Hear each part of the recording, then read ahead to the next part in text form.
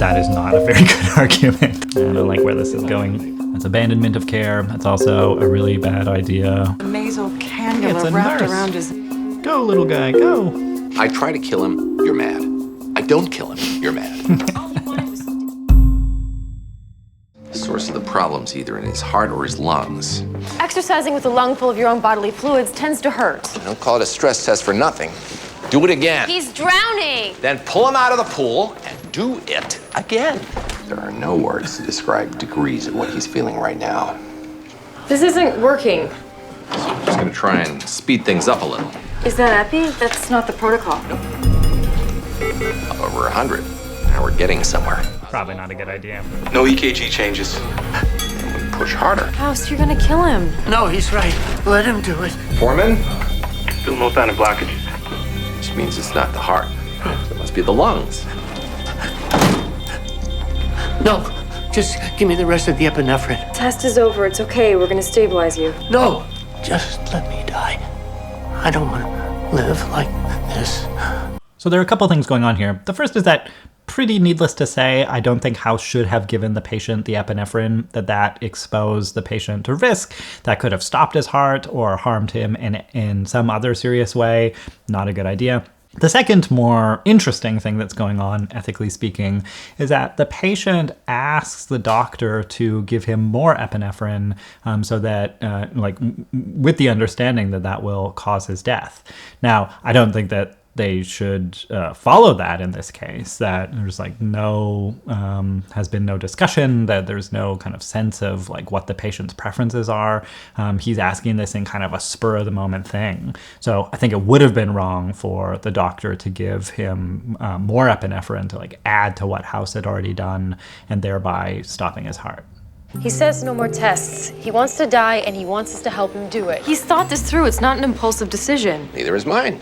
He's depressed. He's seen all the tests we've seen. Even if we figure out what's causing the lung damage, it's too late to reverse it. It's his call.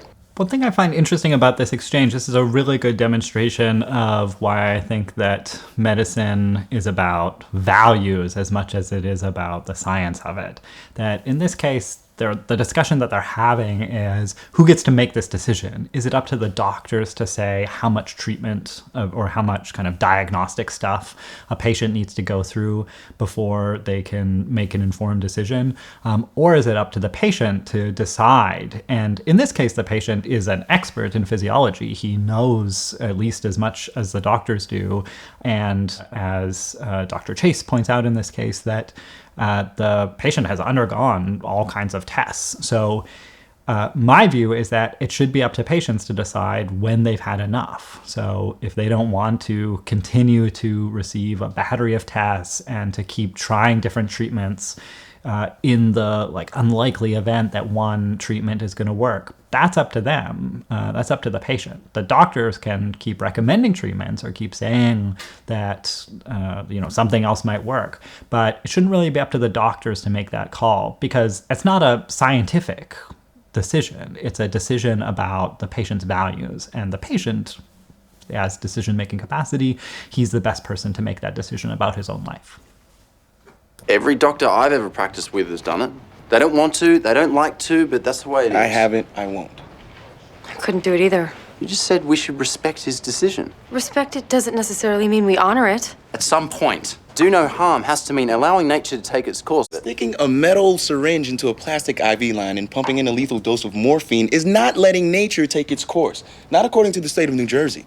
So actually now, according to the state of New Jersey, assisted dying is legal in certain circumstances. So to qualify for a medically assisted death in New Jersey, you have to be capable of making your own decisions. You have to be likely to die within 6 months of natural causes. And then there's a waiting period. So you have to make the request, get approved, and then there's a short waiting period. I think it's 15 days. So since this episode aired, the state of New Jersey has changed its mind about this. So it's better we allow him to slowly suffocate in his own plasma? Whose side are you on, Senator? First respect his wishes, then invade Iraq, then get the troops home. Make up your mind. Something that's a little bit annoying about this exchange that they're having is that they're setting up this dichotomy, which I think is a false dichotomy between that there are only two options. The one option is continue to give him aggressive treatment, figure out what the diagnosis is, and the other option is to give him assistance in dying. But if New Jersey didn't allow assisted dying and they wanted to follow the law, that the other option, like pretty clearly, is that the patient could have palliative care. So the medical team would stop doing aggressive treatment, they would stop trying to figure out the diagnosis, and they would focus on making him comfortable. So if they could offer him stuff, drugs or treatment, or drugs or interventions that would relieve his pain or deal with his symptoms, symptom management, then they would offer that. But they would stop trying to diagnose or to cure him. And this setup, saying, "Oh, it's got to be aggressive treatment, or we should actively assist him in dying," that's a false choice. I think that there's a middle choice, which the patient can get, which is comfort care or palliative care, and you can see that by just thinking about if the patient is refusing treatment, then that doesn't mean that we just like stop giving him treatment. He goes home. That can still mean that he could stay in the hospital, he can get palliative care, or he could go to hospice. One more thing about that exchange is that Dr. Chase kind of said that every doctor he's worked with has helped somebody die by giving them an injection of morphine. I think that, I don't think that that's probably true. I know that some doctors have done that, but I think that saying every doctor is probably not the case. But this is a good reason for the case for legalizing assisted dying, that if you're concerned about doctors ending patients' lives, and if you're concerned about that there aren't really the right sorts of safeguards in place, then legalization helps that by establishing really clear criteria that the doctors need to follow in order to make it legal for them to help somebody die in this way.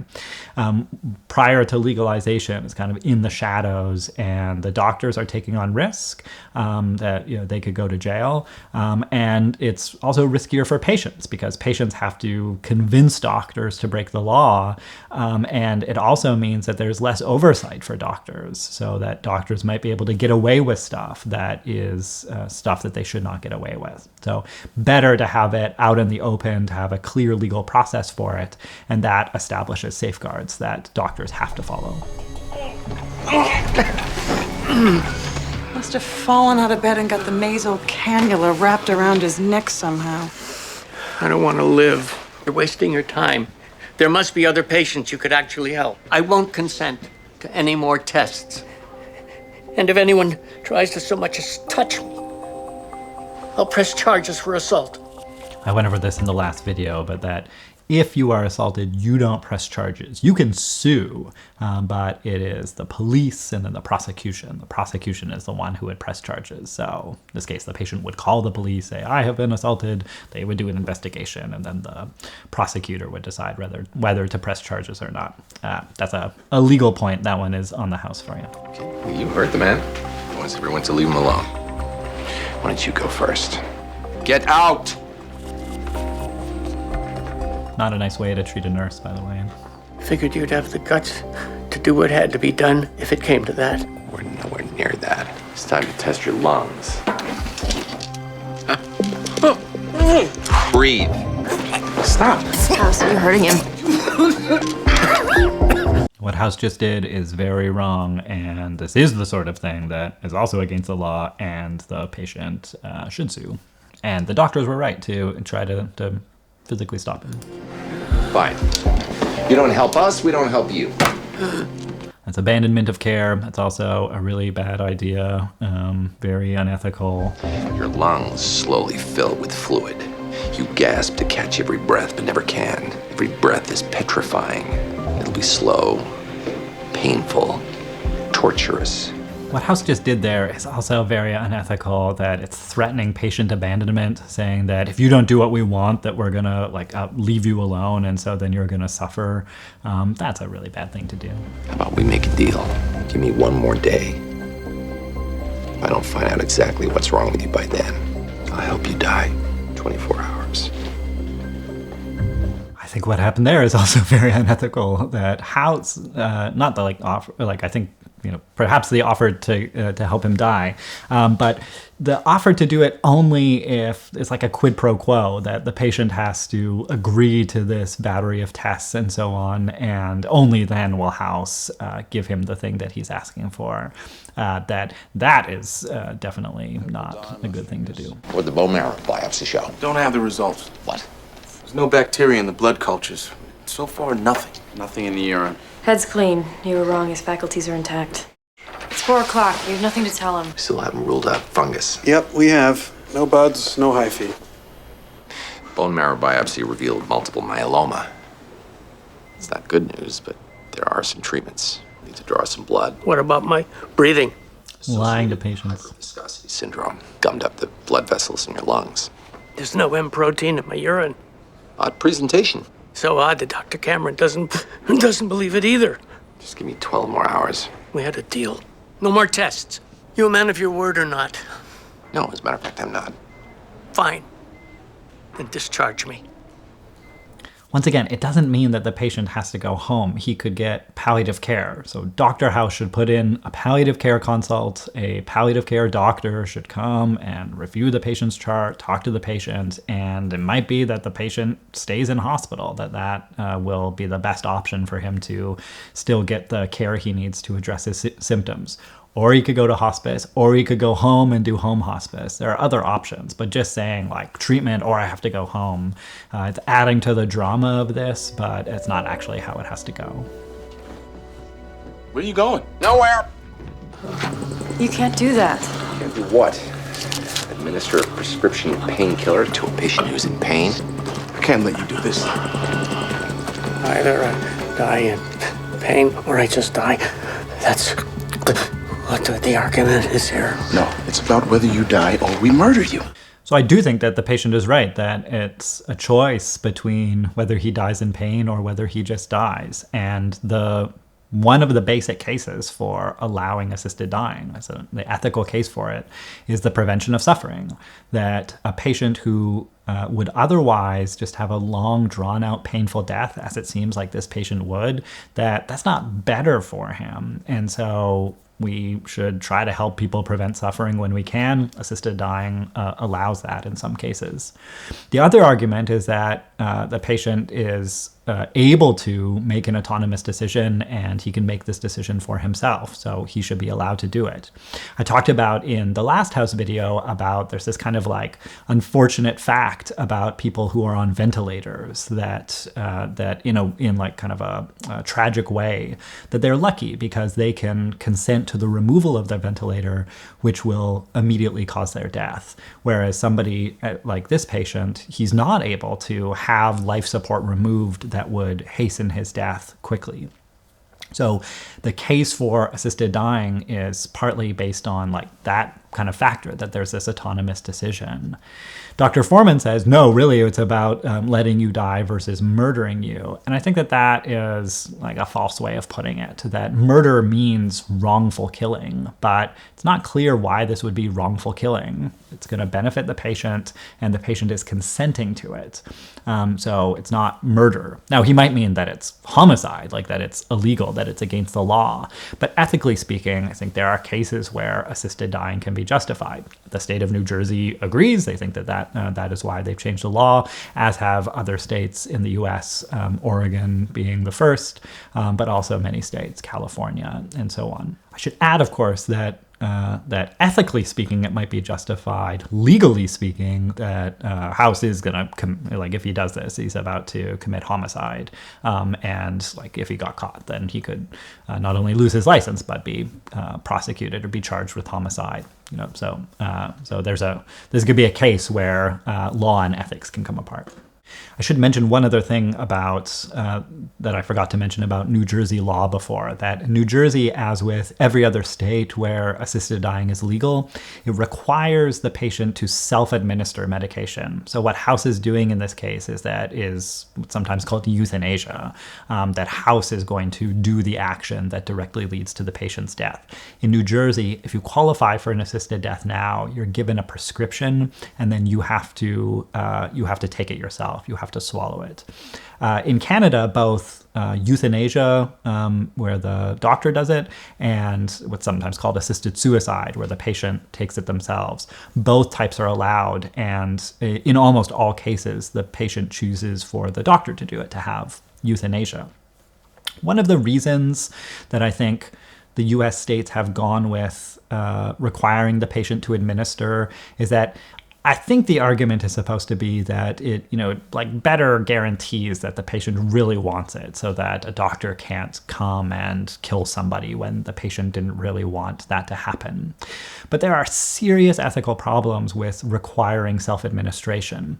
One of the biggest problems is that it discriminates against people with physical disabilities who can't administer the substance themselves. So if you're unable to swallow, which is common for many, if you have throat cancer or in many other end-of-life cases, or if you don't have the use of your hands, or if you have some other physical disability that prevents you from administering the substance yourself. In the US, you're just out of luck. And that means that purely for reasons having to do with your physical ability, you can't access assisted dying, whereas an able-bodied person can. That's just purely discrimination. I don't think that should be allowed. So I think the US states get it wrong. If you're going to offer or have legal medical assistance in dying, I think that both types should be allowed.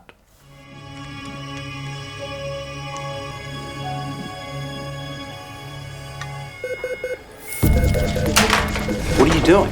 Getting a laryngoscope. But you told him that. Little something I like to call a lie. Bad, I know, but it's way further down the list than murder.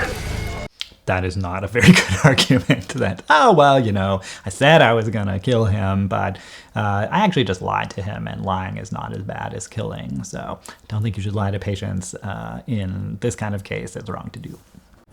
We can legally assume that he'd consent to whatever a reasonable person would consent to. And a reasonable person would obviously consent to being put in a coma against their will just to satisfy your curiosity. So for substitute decision-making, or decision-making when the patient is unable to give consent, most laws in every state, I don't know what it says in New Jersey, but the kind of standard ethical approach, and the law usually matches this, is that you have to make decisions based on the patient's wishes if known, and if not known, then decisions about what would be in the best interest of the patient. So House is saying here that we can decide based on what a reasonable person would do.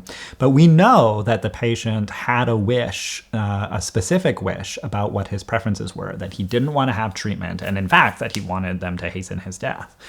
So this kind of approach, setting aside all the other stuff that's going on, reasoning in that way is not ethically justified. They know, they have very good evidence from what the patient has said multiple times that he doesn't want to continue being tested and being given invasive treatment. So once again, they should give him palliative care. House shouldn't have done any of this in the first place, but they should give him palliative care so that he can die.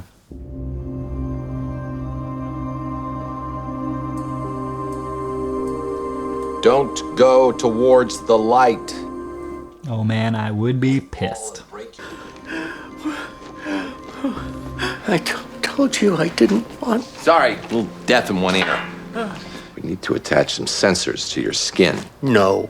Look, we can't do what you want. We've assigned a nurse to watch you, so you can't do it either. So you might as well just let us do the test. No, that's a bad argument. For the third or fourth time now that you don't have to let him do the test. You can just give him palliative care. Just treat his symptoms. 1967 Massachusetts Medical Journal. You radiated babies. Just like that. No forms, no questions, nothing. Who knows how many cancers you caused? I don't know. What I do know is we discovered techniques that prevent fatal kidney failures in hundreds of thousands of other kids. I don't regret what I did.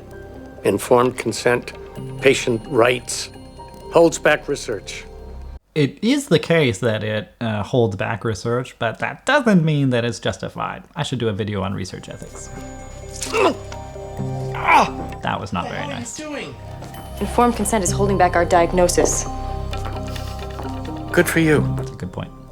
Dr. House. You have amyloidosis. Why should I believe you now? If I was lying, I wouldn't tell you the subtype is AA. It's terminal. This episode is a really good example of what I think is just like a misunderstanding or even like a mistake that Dr. House makes all the time, but I think many people in healthcare make, where they say, well, you should just have hope, or you should just keep trying because there's no downside. And in this case, this patient went through so much stuff. He kept being given all this invasive treatment. They put him in a coma for a while. He was lied to, and House was wrong. Like, House just got it wrong. He thought that he could cure the patient, and he made a mistake. And so doctors do this, thankfully, not usually to the degree that House does, but they'll keep offering stuff and they'll keep saying, oh, we should just keep trying because we might figure it out. But in fact, that approach, saying like, oh, it's like worth it to keep doing it, it misses that there are downsides, that this patient has been suffering. He's been clear about his wishes, about how he wants to die, and the ignoring that and just saying, oh no, like just have some hope, let's just keep trying stuff. It shows how this can be a mistake. Ezra Powell passed away last night. I'm sure you already knew about that. No? The nurse charted at 2 a.m. He was stable, breathing labored but regular. Then at 2:30, he suddenly stopped. You know anything about that? If I did, would you really want to know? So what's implied there is that either Dr. House or somebody else helped the patient die. And I think that one of the ethical questions that this episode raises is about assisted dying and the ethics of that. One of the other even bigger picture questions is about when it can make sense to want to die. And this patient from the beginning had a stable, considered view that continuing to receive treatment just wasn't in his interest. It wasn't worth it for him. And I think that as the episode plays out, we see that he was right, like that he was making a decision. And even if House had, as House usually does, like kind of turns it around and ends up curing the patient, that is so unlikely to be the case that the patient can be reasonable in making this decision to want to die instead. And this is a thing that I think that people who aren't in healthcare or who don't spend a lot of time around patients who are in end-of-life situations, that it can be hard to put ourselves in the place of somebody who could actually make that decision. This is why I think people say, oh no, it's always worth it to keep trying to have hope because things might get better. Sometimes they do get better, but so often they don't. So often the patient just gets worse and worse, they suffer more and more, and then they die in a really painful way. So I think that one of the really big takeaways from this episode is that it can sometimes make sense to want to die. And in this case, this patient, he was informed and he knew what he was doing. And I think we can see not just how it played out, but see right from the beginning that his decision was not a mistake. All right, everyone, thank you so much for watching this. If there's another episode of a TV show that you'd like me to make a video about, or if there's some other clinical ethics question that you're wondering, please leave a comment below.